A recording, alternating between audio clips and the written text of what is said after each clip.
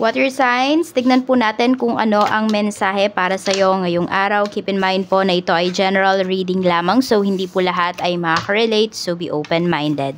Sa mga hindi pa po nakasubscribe dito sa ating channel, please subscribe na po kayo and palike na din po ng ating video. At sa mga nais pong mag-avail ng ating private readings, ng ating Evil Eye Amulet, ng ating Tiaras Bracelet, makikita nyo po yung link sa description box. Tarot Intentions by Aliana Reyes. Open na po tayo for international shipping. So if interested po kayo, message lang po ako directly sa ating Facebook page or sa ating email, pwede rin. Tignan natin ano po ang mensahe para sa iyo ngayong araw. Water signs, Cancer, Pisces, and Scorpio. Mensahe po natin, Spirit Guide. Okay, we have too late. Yan, meron ba kayong mga hinahabol dito? Meron kayong mga hinihintay? Pero yung iba kasi sa inyo, pwedeng nawawala na po kayo dito ng pag-asa. So, we have, ayan, pregnancy. Oh, meron dito. It's either water signs because of age. Nasasabi nyo na it's too late na to get pregnant. For some of you naman po, pwedeng it's too late na kasi buntis na yung iba sa inyo. So, parang hindi na mahahabol if ano pa kayo, magpipills, magko-contraceptive pa kayo. So, we have massive regrets.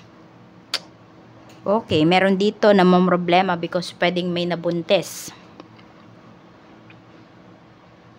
Pwedeng hindi talaga prepared. Ito ay unwanted pregnancy, unplanned pregnancy. Tignan natin. Ano pa yung mensahe? May pagsisisi kasi.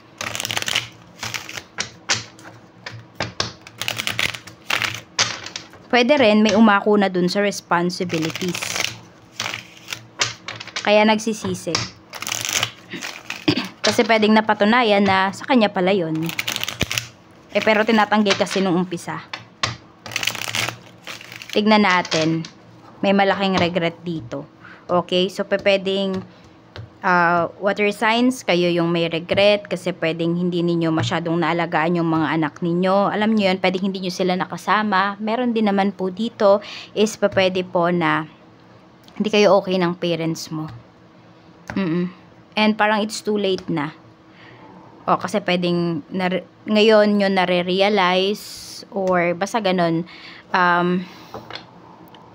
Basta may regrets kayo kasi hindi kayo naging okay. Pwedeng nung nabubuhay pa yung parents mo. Tignan natin. Or meron kayong mga gustong sabihin sa kanila pero wala na kayo mapagsabihan ng inyong mga problema. Tignan natin ano pa yung mensahe pagdating naman po sa iyong araw ngayon. We have 5 of Wands. May nag-aaway dito, may naiipit. Okay, so pwedeng ito nga ay about pwedeng sa pregnancy, may naiipit. We have 3 of Swords. Meron ba dito nasa third party relationship kayo tapos hindi nyo alam kung sino ba yung tatay? Pwedeng ganon. Ace of Cups, parang overwhelming yung nararamdaman po ninyo. For some of you, hindi to regarding sa anak. Okay? So, pwedeng ito po ay pwedeng yung iba sa inyo may sakit. Ayan o, kasi merong third party kasi na lumalabas dito eh. So, marami ba kayong meron dito? Pwedeng yung partner mo, marami pala siyang partner. Yung tipong ganon. Tapos, ayan, pwedeng merong may sakit dito. Parang nahawa yung iba sa inyo. Yun yung lumalabas na energy. Tignan natin, ano pa yung mensahe. Okay, so yan yung nakikita nating mensahe ngayon. Or nangangamba yung iba sa inyo, baka nahawahan kayo ng sakit. Yes, yung iba sa inyo, pwedeng loyal po kayo, faithful kayo, pero yung partner mo, hindi ka sure. Yan, tignan pa natin kung ano pa yung mensahe pagdating naman sa family. We have 9 of Wands. We have the Hierophant. And we have Knight of Cups. Okay, so pwedeng may inaamo. Okay, merong piniplease. Yun yung nakikita ko dito pagdating sa family. So, pwede po na meron kayong pupuntahan, may trips po kayo, may travel, pero ayaw kayong payagan. Meron din naman dito, pwedeng may tinatago po. It's either may tinatago sa'yo yung family mo, water signs. Meron ba dito naiisip nyo if ampon kayo? Adopted kayo? Yung iba sa inyo, pwedeng yun yung naiisip nyo kasi pwedeng yung treatment kasi iba. So, pwedeng, ewan ko, yun yung nafe-feel ko dito sa cards ninyo. Pagdating sa family. So, tignan natin, ano pa yung mensahe. Siguro napapansin mo lang, parang iba yung turing sa'yo. Or iba yung turing sa, kunwari, sa isang kapatid mo, ganyan. Tignan natin, pagdating naman po sa mga makakasalamuha mo ngayong araw. This could be your friends, your coworker, kung sino man po ito. We have 4 of Swords. Meron tayo ditong the Empress. And we have the Magician. Okay. So, yung mga makakasalamuha mo naman ngayong araw ay magbibigay sa'yo ng kapayapaan. So, hindi naman sila magulo. Yan. Parang tahimik lang yung mga tao ngayon sa paligid mo. Siguro nga, bakit tahimik? Kasi pwedeng may tinatago. Okay? Yung iba naman tahimik kasi pwedeng may kanya-kanya silang ginagawa. So, tignan natin pagdating naman sa love life mo. We have 2 of Cups. Meron tayo ditong Justice. Meron ba ditong magpapakasal? Pwedeng sa West. Yung iba po sa inyo, pwedeng yan yung inaayos ninyo. Mayroon tayo ditong 7 of Cups. So, may pinamimilian pa dito. Okay. Yung iba, pwedeng pwedeng meron dito is, may inaayos kasi pwedeng legal papers yung inaayos dito. Okay, yung iba, pwedeng nga dahil magpapakasal na may mga inaayos, may pinipili. Yan yung pinapakita. Tignan natin. Okay. Ano pa? We have King of Swords. Nakikita mo naman, seryoso yung person mo sa'yo. Okay? Yan. Seryoso naman. Responsible naman po yung pinapakita dito na energy. Pero kasi may dumikit dito na 7 of Cups. So, meron dito maharot, malikot.